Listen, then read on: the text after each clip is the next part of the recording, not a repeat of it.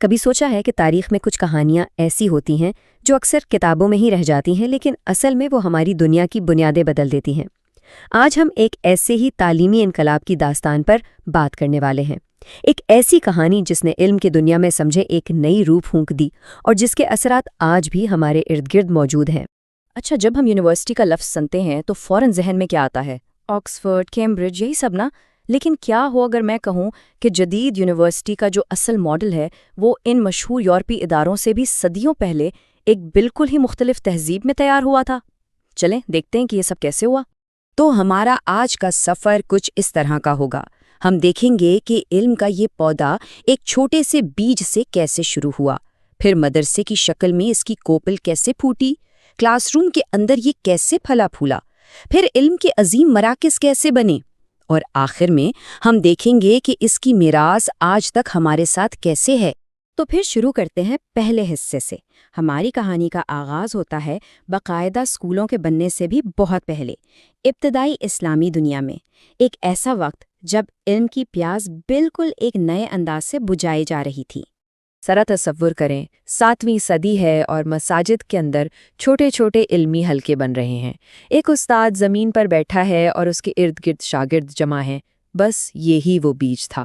پھر 8ویں اور 9ویں صدی تک یہ علم صرف مذہبی کتابوں تک محدود نہیں رہا بلکہ دوسرے مضامین تک بھی پھیل گیا، اور 10ویں صدی آتے آتے تو باقاعدہ ادارے بننا شروع ہو گئے۔ اور جانتے ہیں، اس ابتدائی نظام کی خوبصورتی اس کی سادگی میں تھی۔ کوئی خاص عمارتیں نہیں، کوئی ڈگریاں نہیں، بس ایک استاد تھا، کچھ شاگرد تھے، اور علم کا وہ شوق تھا جو ایک نسل سے دوسری نسل تک سینہ بس سینہ منتقل ہو رہا تھا۔ یہ بہت ہی ذاتی اور گہرا تعلق ہوتا تھا۔ اور پھر ایک انقلابی تبدیلی آئی۔ وہ جو غیر رسمی حلقے تھے نا، وہ اب ایک نئے اور بہت طاقتور ادارے کی شکل لینے والے تھے۔ ایک ایسا ادارہ جو تعلیم کی تاریخ کو ہمیشہ کے لیے بدلنے والا تھا۔ اور وہ لفظ تھا مدرسہ۔ یہ صرف ایک عمارت کا نام نہیں تھا بلکہ ایک پورا تصور تھا، ایک ایسی جگہ جو خاص طور پر پڑھنے پڑھانے کے لیے وقف ہو، جہاں طالب علم اور استاد ایک منظم ماحول میں اکٹھے ہو سکیں۔ سچ پوچھیں تو یہ ایک بہت بڑی پیش رفت تھی۔ یہ واقعی ایک بہت بڑی تبدیلی تھی۔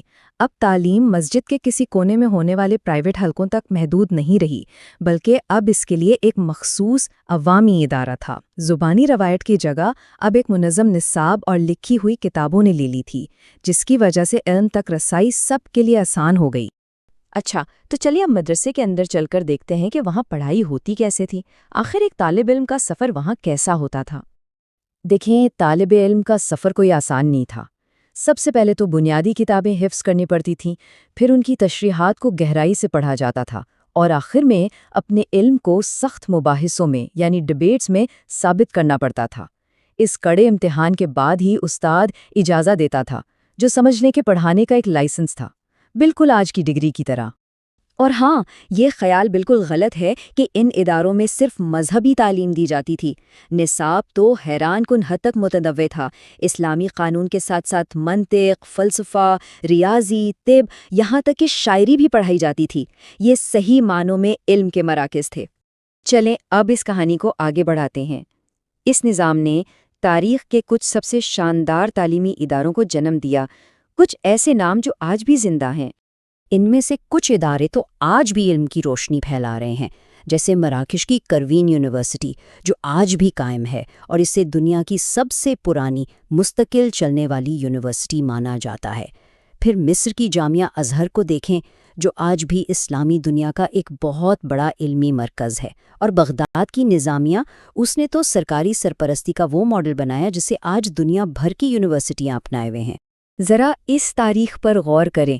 859 عیسوی، یہ یورپ کی پہلی یونیورسٹی بولونیا کے بننے سے بھی 200 سال سے زیادہ پرانی بات ہے۔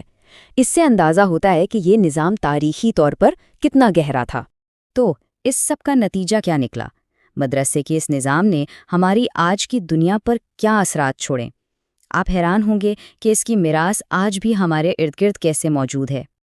دیکھیں، حیرت کی بات یہ ہے کہ وہ تمام چیزیں جو آج ہم یونیورسٹی کا لازمی حصہ سمجھتے ہیں نا، ان سب کی جڑیں مدرسے کے نظام میں ملتی ہیں۔ جیسے خیراتی اداروں سے فنڈنگ، جسے وقف کہتے تھے، طالب علموں کے لیے رہائشی کالج اور باقاعدہ ڈگریوں کا سسٹم، یہ ساری چیزیں وہ اختراعات تھیں جنہوں نے بعد میں یورپی یونیورسٹیوں کے لیے ایک بنیاد کا کام کیا۔ سوال یہ ہے کہ تعلیم میں اتنی بڑی سرمایہ کاری کیوں کی گئی؟ اس کے پیچھے ایک گہری ثقافتی اور مذہبی وجہ تھی۔ علم حاصل کرنے کو ایک مقدس فریضہ سمجھا جاتا تھا، اور اسی سوچ نے پورے معاشرے کو ان عظیم اداروں کو بنانے اور ان کی سرپرستی کرنے پر تیار کیا۔ اور شاید اس نظام کا سب سے بڑا کارنامہ یہ تھا کہ جب یورپ ایک طرح کے فکری اندھیرے سے گزر رہا تھا، تب یہ ادارے قدیم یونانی اور رومی علم کو نہ صرف بچا رہے تھے بلکہ اس میں اضافہ بھی کر رہے تھے۔ انہوں نے علم کی وہ شمع روشن رکھی جس نے بعد میں پوری دنیا کو راستہ دکھایا۔ تو آخر میں یہ سوال ہمارے سامنے آتا ہے، ایک ایسا نظام جو خیرات سے چلتا تھا، جہاں علم ہر ایک کی پہنچ میں تھا اور جہاں ہر طرح کے علوم پڑھائے جاتے تھے، کیا آج کے دور میں جب تعلیم اتنی مہنگی اور خاص لوگوں تک محدود ہوتی جا رہی ہے، ہم اس پرانے ماڈل سے کچھ سیکھ سکتے ہیں؟ یہ ایک ایسا سوال ہے جو آج بھی اتنا ہی اہم ہے جتنا صدیوں پہلے تھا۔